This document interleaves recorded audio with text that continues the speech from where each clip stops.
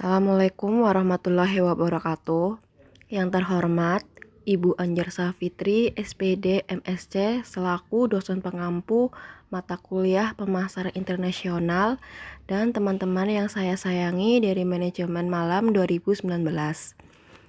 Kami dari kelompok 3 yang beranggotakan Heni Lutfia Putri, Dewi Wahyuningrum, Kanti Mukti Rahayu, dan Fauzan akan mempresentasikan materi tentang internet dan pasar global. Yang pertama, secara sederhana, pengertian pemasaran global adalah suatu strategi pemasaran yang dilakukan dan diikuti oleh banyak negara di dunia. Jadi, pemasaran global merupakan kegiatan ekonomi, yaitu jual beli produk dalam global market yang dilakukan oleh masyarakat dunia. Pemasaran global juga merupakan sesuatu yang penting dan tidak bisa dihindari karena merupakan tuntutan perkembangan zaman dan pola bisnis masyarakat dunia.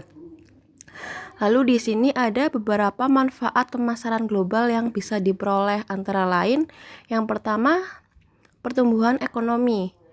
Pertumbuhan ekonomi bergantung pada kegiatan jual beli masyarakatnya. Karena pemasaran global memberikan kesempatan yang lebih besar dalam menciptakan transaksi jual beli, maka hal ini akan mempengaruhi pertumbuhan ekonomi di negara tersebut. Lalu yang kedua, dapat meningkatkan kompetisi pelaku usaha. Karena dalam strategi pemasaran global, pelaku usaha dituntut untuk selalu kreatif, mencari ide dan strategi dalam menjual produknya ke konsumen global. Lalu yang ketiga, menghasilkan produk yang lebih berkualitas. Kompetisi yang terjadi memaksa perusahaan yang terlibat dalam global market menerapkan strategi pemasaran global yang efektif, dan salah satunya adalah dengan menciptakan produk yang berkualitas untuk menarik perhatian konsumen. Dan yang keempat, meningkatkan selera masyarakat. Salah satu strategi pemasaran global yang dilakukan perusahaan penjual adalah memproduksi produk yang sesuai dengan selera masyarakat suatu negara. Apabila produk yang ditawarkan sesuai selera masyarakat, maka penjualannya akan lebih mudah dan cenderung sukses sehingga perusahaan bisa terus berkembang. Lalu di sini, dengan adanya internet dapat memberikan manfaat dalam pemasaran global seperti yang pertama, sebagai promosi dengan jangkauan yang lebih luas atau lintas negara. Yang kedua, menghemat biaya promosi. Yang ketiga, dapat melakukan pemasaran 24 jam. Yang keempat, memberikan informasi yang besar. Dan yang terakhir atau yang kelima, dapat menghubungkan dengan pelanggan. Untuk yang selanjutnya yaitu hambatan struktural global. Saat ini, pemasaran global dibentuk karena adanya pengaruh yang bersifat dinamis dari berbagai kekuatan, bukan hanya yang mendorong tetapi juga yang menghambatnya. Beberapa hal pendorong pemasaran global adalah teknologi, kebutuhan dan keinginan pasar, kualitas biaya, perkembangan ekonomi dunia, perdamaian global, serta mengenali peluang untuk bisa meningkatkan daya tugasnya secara internasional. Ada beberapa hambatan dalam pemasaran global. Yang pertama, perbedaan sosial dan budaya, perbedaan ekonomi, perbedaan hukum dan politik. Kuota adalah pembatasan jumlah produk jenis tertentu yang dapat diimpor ke dalam negeri. Embargo adalah instruksi pemerintah untuk melarang impor produk tertentu atau seluruh produk dari negara tertentu. Tarif adalah tingkat pajak yang dikenakan atas produk-produk impor. Memahami konsumen dengan penggunaan internet. Di era digital ini, salah satu fokus bisnis ialah memahami pelanggan atau konsumen. Penting untuk memperhatikan saluran komunikasi yang selalu berubah. Perilaku konsumen pun terus berubah dengan adanya teknologi dan kemudahan mengakses informasi melalui internet. Berikut cara memahami konsumen dengan penggunaan internet. Baik, di sini selanjutnya melakukan survei online.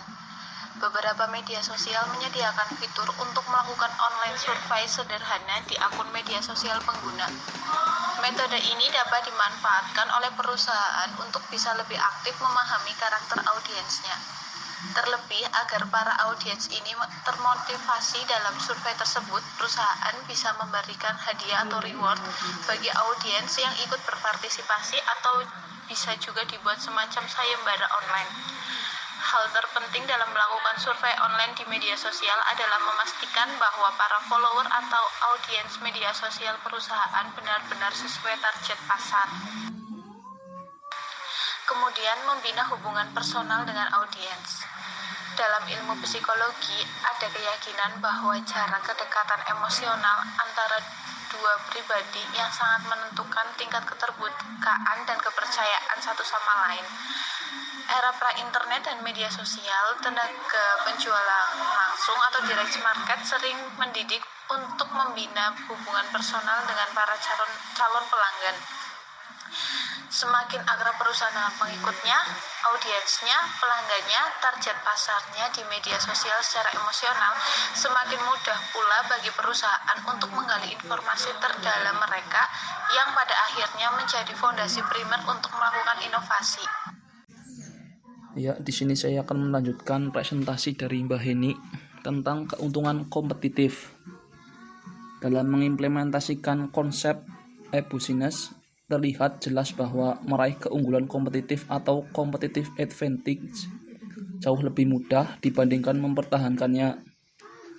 Secara teoritis, hal tersebut dapat dijelaskan karena adanya karakteristik sebagai berikut. Yang pertama ada pada level operasional. Yang terjadi dalam e-business adalah restrukturisasi dan redistribusi dari bibit digital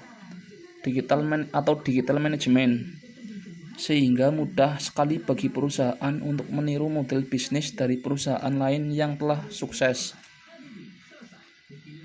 Yang kedua ada berbeda dengan bisnis konvensional, di mana biasanya sebuah kantor beroperasi 8 jam sehari. Di dalam e-business atau internet, perusahaan harus mampu melayani pelanggan selama 7 hari seminggu dalam 24 jam sehari. Karena jika tidak, maka dengan mudah kompetitor akan mudah menyaingi perusahaan terkait. Yang ketiga ada berjuta-juta individu atau pelanggan dapat berinteraksi dengan berjuta-juta perusahaan yang terkoneksi di internet, sehingga sangat mudah bagi mereka untuk berpindah-pindah perusahaan dengan biaya yang sangat murah. Yang keempat ada fenomena jejaring atau internet working, memaksa perusahaan untuk bekerja sama dengan berbagai mitra bisnis untuk dapat menawarkan produk atau jasa secara kompetitif, sehingga kontrol kualitas harga dan kecepatan penciptaan sebuah produk atau jasa kerap sangat ditentukan oleh faktor-faktor luar yang tidak berada di dalam kontrol perusahaan. Yang terakhir ada mekanisme perdagangan terbuka dan pasar bebas. Secara tidak langsung telah terjadi di dunia internet, sehingga seluruh dampak atau dalil-dalil sehubung dengan kondisi market semacam itu berlaku terjadi di dunia maya. Demikianlah presentasi dari kami. Jika ada tutur kata yang tidak berkenan, mohon dimaafkan. Dan jika ada yang mau bertanya, bisa ditulis di kolom komentar. Terima kasih. Jangan lupa subscribe dan like. Sampai jumpa.